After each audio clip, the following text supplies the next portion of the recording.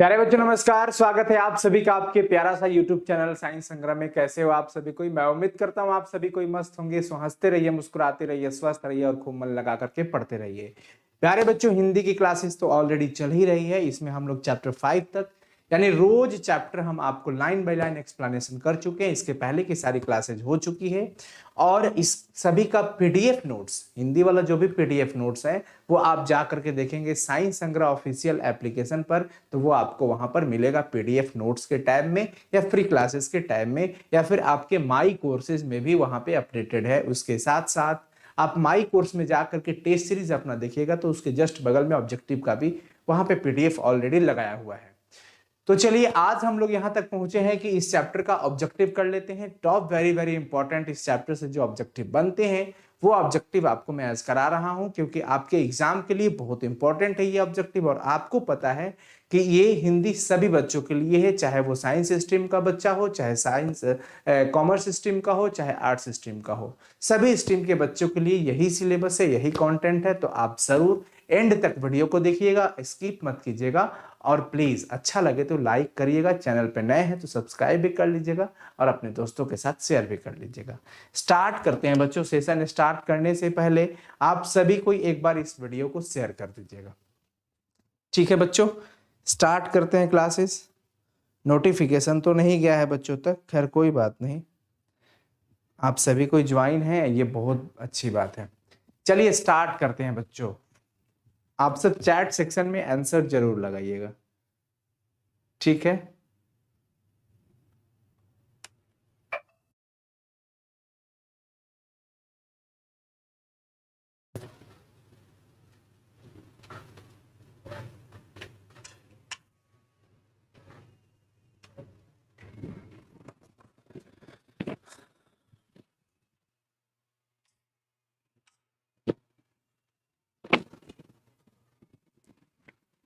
चलो बच्चों स्टार्ट करते हैं। और ये पहला क्वेश्चन जस्ट आपके सामने है कि यह पाठ रोज क्या है।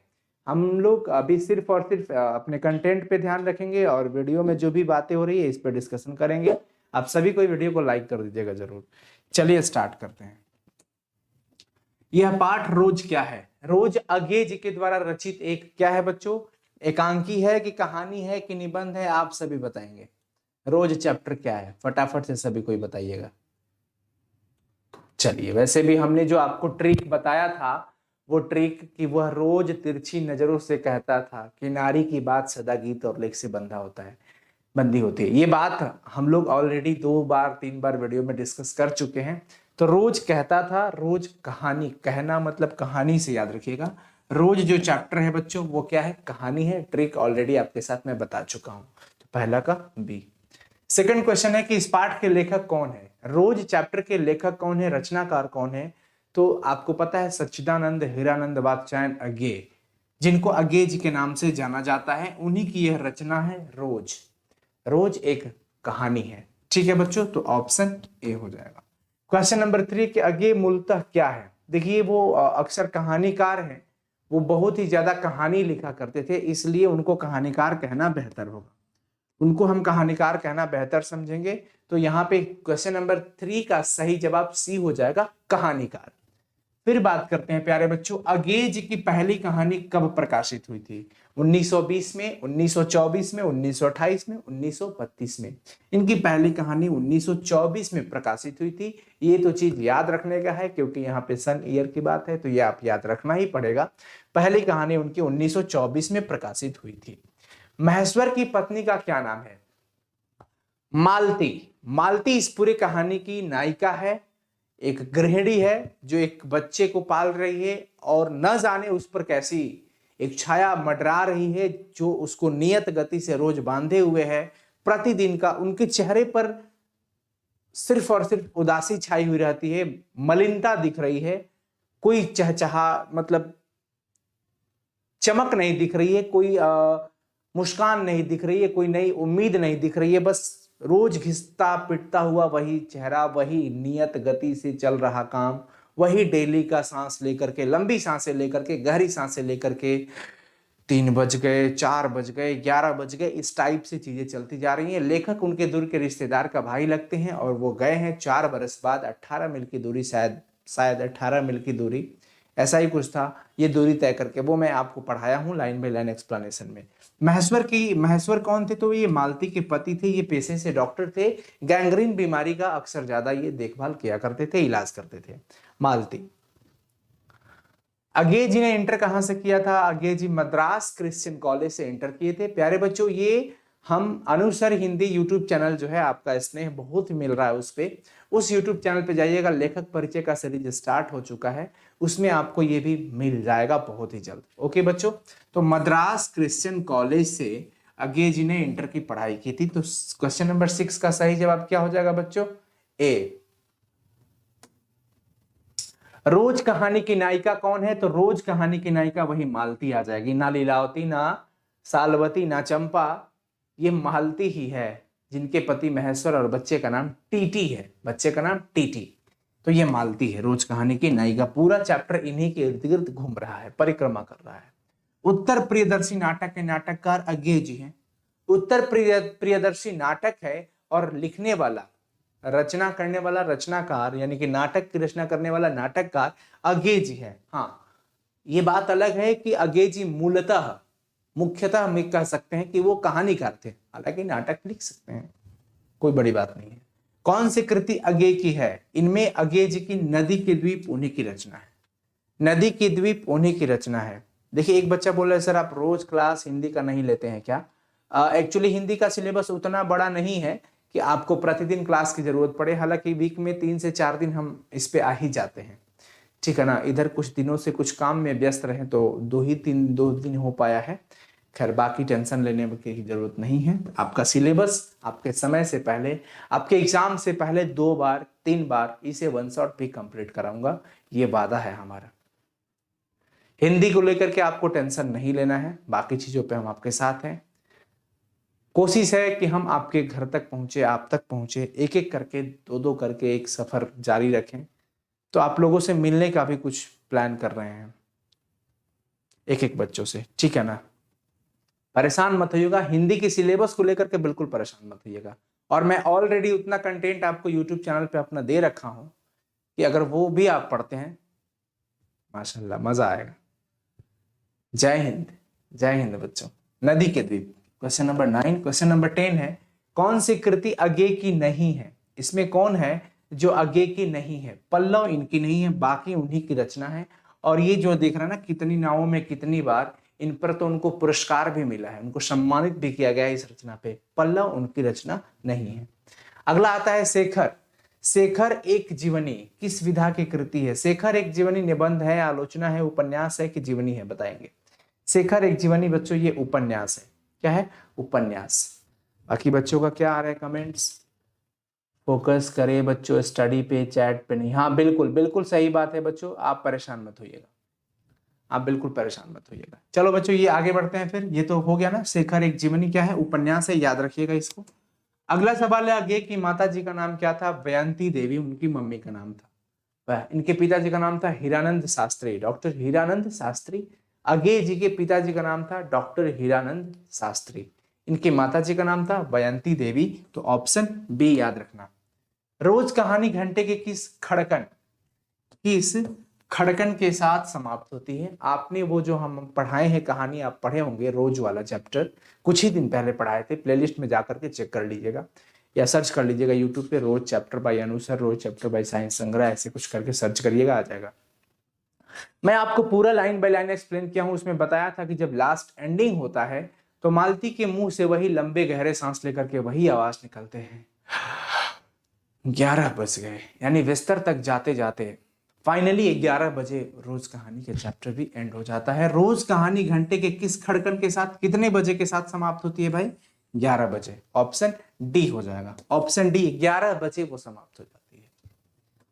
क्वेश्चन नंबर 14 है, रोज कहानी में अतिथि बनकर आता है कौन? रोज कहानी चैप्टर के अंदर जब आप पढ़ोगे तो पहला ये स्टार्टिंग लाइन है कि जैसे मैंने उसके आंगन में गया ऐसा लगा, ये वाली पंक्ति आपको मिलती है कि कोई शाप, मतलब कोई छाया मंडरा रही हो उस घर में।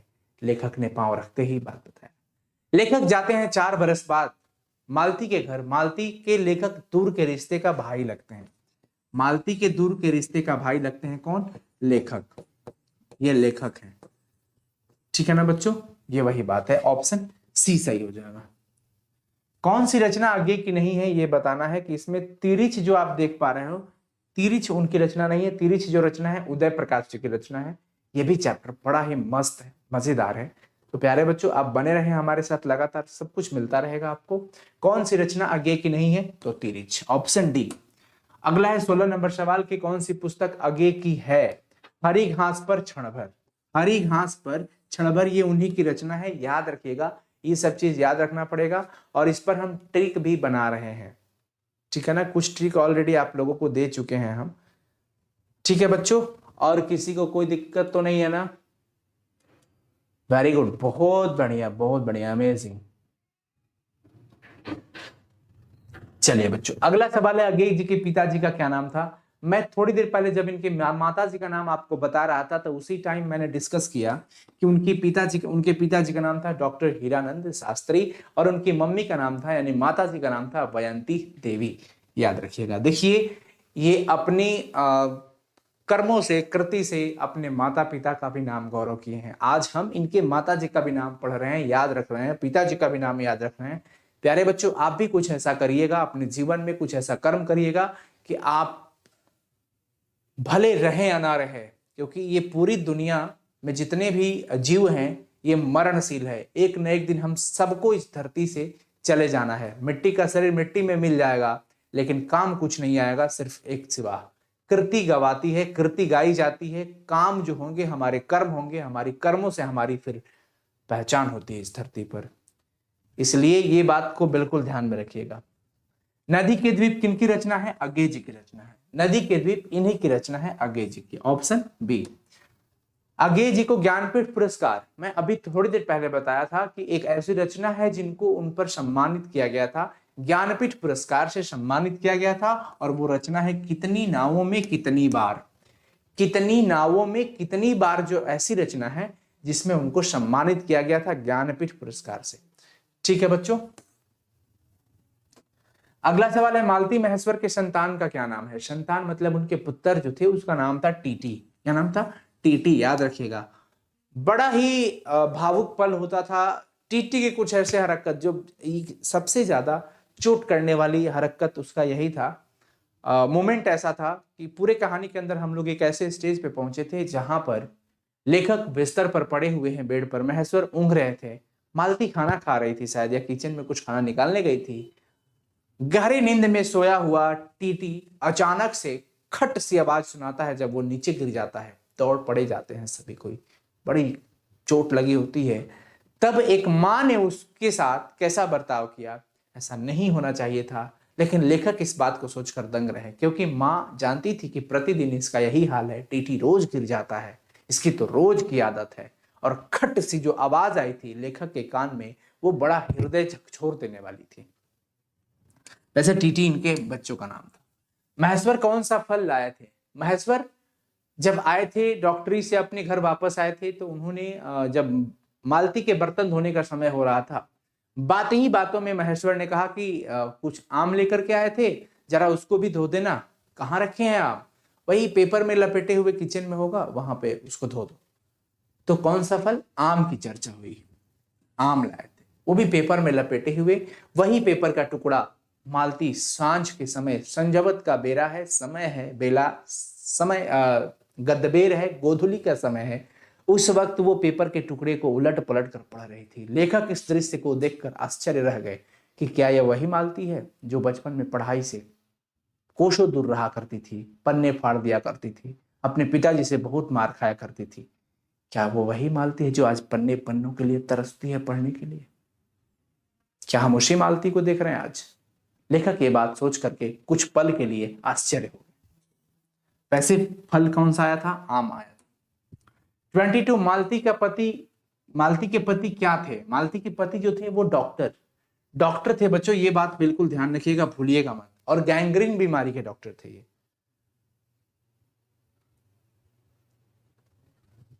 यहां पर कुछ बच्चे का क्या है,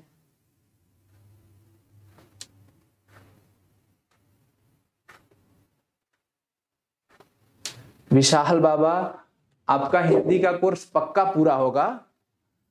वैसे कोर्स तो आप अगर चाहें तो हमारा पिछला कोर्स बहुत सारा पूरा हो चुका है, आप उसे भी देख सकते हैं। तो इसे ये क्यों नहीं पूरा होगा? आप छठे चैप्टर पे चल रहे हैं, 5वें चैप्टर एंडिंग पे है और आपके पास बहुत ज्यादा चैप्टर नहीं है, एक दिन में एक चैप्टर एंडिंग पे है, तो आप सिलेबस को लेकर के बिल्कुल परेशान मत होइएगा, ठीक है ना।